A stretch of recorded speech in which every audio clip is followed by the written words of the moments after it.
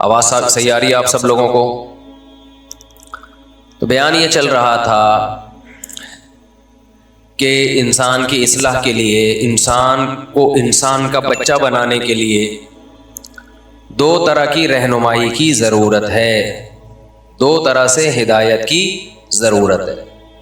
एक हिदायत तो है नज़रिया ठीक हो जाए, आपका कॉन्सेप्ट क्लियर हो जाए, आपको पता चल जाए सही क्या है और गलत क्या है। बहुत से लोग बहुत बाहिम्मत होते हैं, लेकिन उनकी मेहनतें गलत सिमत में जाके ज़ाया हो रही होती हैं। गलत सिमत में मेहनत हो रही है और वो ज़ाया हो रही है। अल्लज़ीना ज़ल्ला सायुहुम फ़िल हयाति दुनिया, कुरान कहते हैं बहुत से लोग ऐसे हैं जिन्होंने कोशिश तो की है, लेकिन उनकी कोशिश दुनिया में ही ज़ाया हो रही है। वहुम यहसबूना अन्नहुम युहसिनूना सुन्आ, हालांकि उनका ख्याल यह है कि वो बहुत अच्छा कर रहे हैं। तो अल्लाह मियाँ तो गलत बात नहीं कर सकते ना भाई, क्या ख्याल है भाई? तो इससे में पता चलता है कि बहुत से लोग अपने ख्याल में बहुत अच्छा कर रहे होते हैं, मेहनती भी होते हैं, बाहिम्मत भी होते हैं, बड़ी मेहनत स्ट्रगल कर रहे होते हैं, नीयत भी उनकी ठीक होती है, लेकिन अल्लाह कहते हैं उनके अमल दुनिया में भी ज़ाया और आखिरत में भी ज़ाया। कोई नेकी, कोई सवाब नहीं, सिवाय टेंशन के कुछ भी हासिल बोलो नहीं होता। तो इससे साफ पता चलता है कि भाई नजरिया ठीक होना बहुत ज्यादा जरूरी है। हमें पता तो हो कि रुख, मेहनत का जो रुख है वो किस तरफ होना चाहिए, पता तो हो कि जाना किधर को है। आपने जाना था पेशावर, कोयटा की बस में बैठ गए आप, मेहनत तो उसमें भी होगी कि नहीं होगी? फर्ज करें अब तो कोयटा के रोड बन गए, फर्ज करें रोड भी टूटा हुआ हो, बस भी खटारा हो, धक्के खा रहे हो। मैं एक दफा कोयटा से मीरानशाह गया हूं बस में, बहुत पुरानी बात है, तो 95-94 की बात होगी।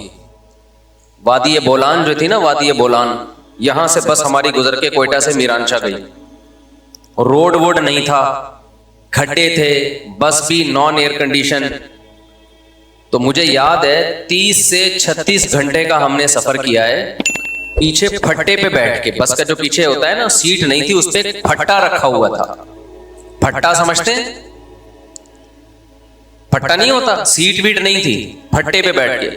जब कोई खड्डा आता तो ड्राइवर की तरफ से दो सहूलतें थी उसमें, वो स्पीड से भगा रहा था। जैसे ही खड्डा आता तो जो सीट जिस पे हम बैठे हुए थे वो सीट भी नीचे और हम भी नीचे, यानी वो एकदम से उछलती और वो फट्टा उठ के नीचे गिरता। मैं और मेरे दोस्त थे हमारे साथ, हम दोनों भी नीचे गिरते। ये मैं कोई रिपोर्टें पेश नहीं कर रहा, अभी मौजू की तरफ आ रहा हूं।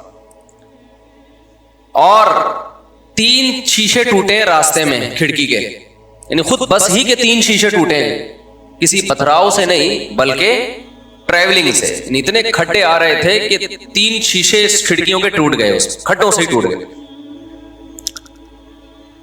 लेकिन आप मुझे एक बात बताओ, इतना टेंशन वाला सफर, हम जब मीरानशाह पहुंचे हैं ना, तो रात को जब सोए हैं तो मैं और मेरा दोस्त जो हमारे साथी थे, लोगों ने बताया कि पूरी रात ख्वाब में आप लड़ते रहे हो, बातें करते रहे हो, लातें घुमाते रहे हो, मुक्के घुमाते रहे हो। हमें तो नहीं पता था क्या हो रहा है। जो जाग रहे थे उन्होंने कहा ये सोते हुए में बोल बहुत रहे थे। जब बहुत ज्यादा थकावट होती है ना, इंसान सोते में बोलता है। अब आप मुझे एक बात बताओ, इतना लंबा सफर हम करके जा रहे हैं बस में, फट्टे पे। मैंने ट्रैवलिंग बहुत की है, मैंने डॉटसन के पीछे 24 घंटे का सफर किए, पीछे बैठ के कच्चे में। समझते नहीं हो बात को? डॉटसन के पीछे बैठ के बगैर सीट के कच्चे में 24 घंटे का सफर किया है। धूल मिट्टी खड्डे, क्या हाल हुआ कच्चे में, रोड के बगैर। नहीं आई मेरा ख्याल है बात समझ में? तो लोग अब रीवो देख रहे हैं, रीवो पे घूम रहे हैं। खैर, कभी छांव में मिलो तो हम तुम्हें कुछ बातें बताएंगे, शर्त यह कि अकेले में मिलो। खैर, तो अब एक बात मुझे बताओ, एक आदमी 30 से 36 घंटे का सफर करके जा रहा है, इतना लंबा सफर है नहीं कोयटा से मीरांशाह का, लेकिन रोड ना होने की वजह से इतना लंबा था। पता चला जी जब हम मीरांशाह पहुंचे, पता चला जी ये तो मीरांशाह नहीं, हम तो बिलफर्ज काबुल पहुंच गए, किसी और रुख पे हमारा सफर था। तो किस कदर बड़ी टेंशन होगी कि नहीं होगी। वो खड्डे भी हमसे बर्दाश्त हो रहे हैं, वो फट्टे गिर रहे हैं बस में और शीशे भी टूट रहे हैं, लेकिन हमें एक चीज की तसल्ली है कि आज नहीं तो कल हम अपनी मंजिल पे पहुंच जाएंगे। मुझे किसी काम से जाना था मीरांशाह, तो आज नहीं तो कल हम मंजिल पे क्या होगा, कोई टेंशन है लेकिन कोई बात नहीं, पहुंच जाएंगे। तो वो टेंशन बर्दाश्त हो जाती है। लेकिन अगर यही एयर कंडीशन बस का सफर होता, गद्दों पे बैठे हुए होते, बहुत ही मजे का मोटरवे पे सफर हो रहा होता, हम ये समझते कि मीरांशाह जा रहे हैं, लेकिन जा कहां रहे होते, ईरान की तरफ रुख होता या किसी और जगह की तरफ रुख होता। 1-2 घंटे के बाद हमें पता चलता भाई हमारी तो सिमती कहां है, जो डायरेक्शन जिसमें हमें जाना था वो तो डायरेक्शन है ही नहीं, ये तो गलत डायरेक्शन पे गाड़ी चल पड़ी है। एक एक मिनट सफर का इंसान को खलने लगता है कि यार ये क्या हो रहा है मेरे साथ। मैं समझा पा रहा हूं अपनी बात है भाई। तो हमारे यहां बहुत से लोग मेहनत कर रहे हैं लेकिन उनकी डायरेक्शन सही नहीं है, उनको मंजिल का ही नहीं पता, उनके कॉन्सेप्ट ही क्लियर नहीं है कि जाना किधर है।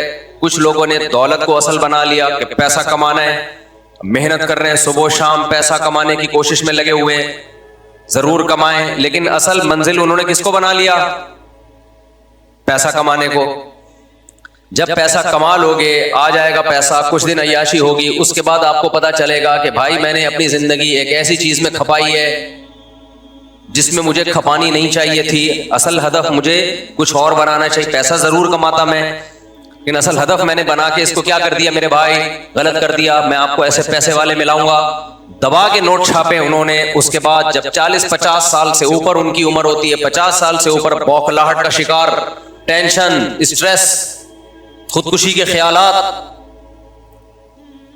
बहुत सारे मसाइल उनके साथ खड़े हो जाते हैं। पैसा बहुत होता है अय्याशी के लिए, जिस्म में ताकत बोलो नहीं होती। उनकी मिसाल होती है कि बादाम थे तो जब दांत थे तो बादाम खाने के पैसे नहीं थे, जब बादाम आए तो मुंह में खाने के लिए दांत नहीं है, ये हालत हो जाती है उनकी। पैसा कमाना मना थोड़ी है भाई, पैसा हदफ होना ही नहीं चाहिए। और जो पैसे को हदफ बनाता है उसके दिल में दुनिया की मोहब्बत पैदा होती है। सबसे बड़ा मसला ये है, हवस पैदा हो जाती है। ये हवस उसको अंदर से क्या करती है, नोच नोच के खाती है। ये हवस उसको क्या करती है, अंदर से नोचती है, वो खाने की कोशिश करती है। हर वक्त की एक टेंशन छिन ना जाए, खत्म ना हो जाए, मैं मरूंगा तो इतनी दौलत का क्या होगा। मैं मलेशिया गया तो मैंने वहां चाइनीज का कब्रिस्तान दिखाया व्लॉग में।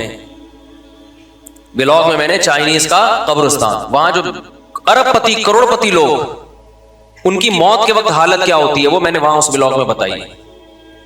वो परेशान होते हैं, यार इतना सारा पैसा मैं छोड़ के जा रहा हूं, अरबों रुपए, क्या मैं मर जाऊंगा और ये बात वाले नोच नोच के खा जाएंगे।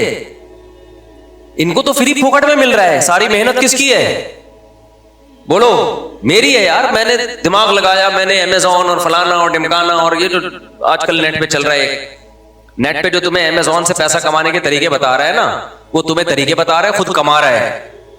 नहीं आई बात, मेरा ख्याल है, क्योंकि तुम जब उसकी वीडियो देखते हो तो वो खुद वो तरीका इख्तियार नहीं करता अमेज़न से, वो सिर्फ क्लिप बना बना के पैसा कमाने के तरीके बताने के पैसे कमा रहा होता है। नहीं आई तो इसलिए अमेज़न से पैसे कमाने के बजाय बेहतर है अमेज़न से पैसे कमाने के तरीके बता के पैसा कमाओ। बहुत गहरी बात की इन लोगों की समझ में नहीं आई मेरा ख्याल। दोबारा बता दूं, देखो एक तो होता है अमेज़न से पैसा कमाना, उसके लिए तो मेहनत करनी पड़ेगी, कंपनियों से आपको कमीशन पे जो है ना लेना पड़ेगा, आपकी प्रोडक्ट मैं वहां बिकवाना चाहता हूं, वो तो मुश्किल से मिलते हैं, इतने आसानी से नहीं मिलता। तो आप पता नहीं कमीशन एजेंट बन के कमा सको ना कमा सको, लेकिन बेहतर ये कि आप बजाय अमेज़न से पैसा कमाने के, आप अमेज़न से पैसा कमाने का तरीका बताना शुरू कर दो।